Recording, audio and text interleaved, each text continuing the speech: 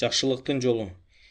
Эски унаасын айдап чоң жолдо бараткан жаш жигит каршы жолдун боюнда токтоп турган кымбат баалуу унааны көрүп, анын ичинде бир айым көңүлү чөңкү олтурганын байкайт. Өтүп барып токтой калган жигит кайра артка айдап, айымдын тушуна келет. Кечиресиз, сизге жардам керектир, машинеңиз бузулуп калдыбы деп сураган жигит унаанын бир дөңгөлөгүнүн жели жок экенин көрөт.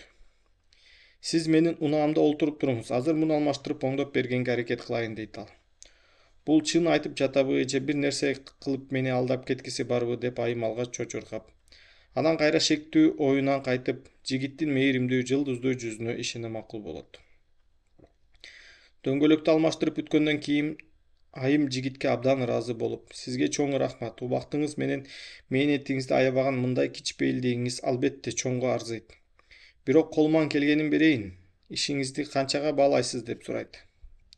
Сиздин рахматыңыздан башка эч нерсе албайм. Акы тууралуу сөз кылбай эле койсоңуз болот. Бул кичинекей жардам үчүн мага кандай жакшылыктар кайтып келери жана канча жакшылык алдын ала эле болгонум бир гана Кудайга белгилүү эмеспи?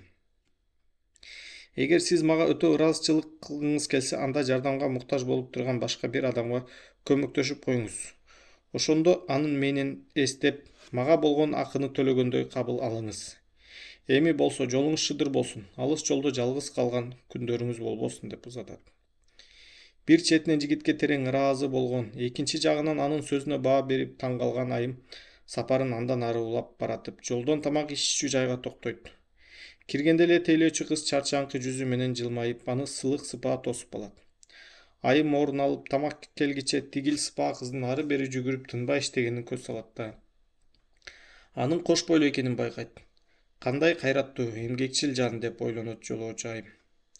Кош бойлуулугуна карабай күнүмдүк оокат үчүн кара жанын кучурганы, элдерди тыккан жана сылык тейлегени ар бир адамды ыраазы кылып тургандай. Айым тамактанып бүтүп, тамак акысын төлөө үчүн келиндин эсеп чот сурайт.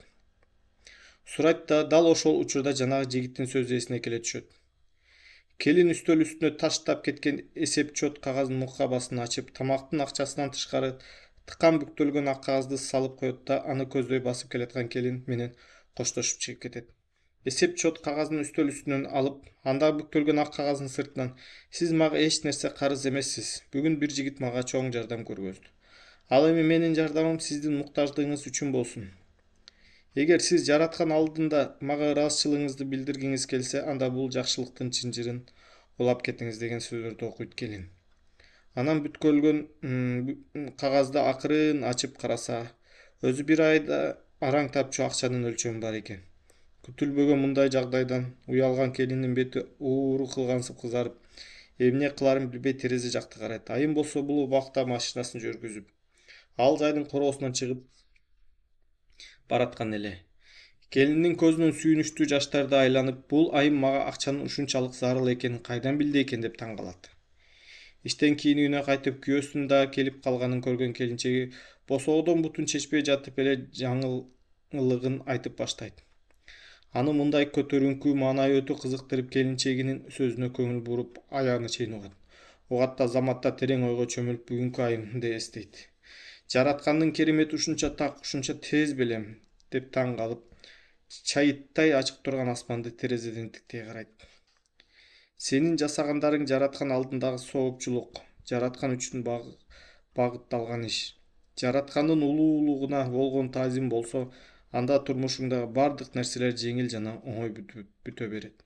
Жашооң да, жан дүйнөң да өз ордуна болот. Юан Кристиан Кин, орустун руханий кызматчысы.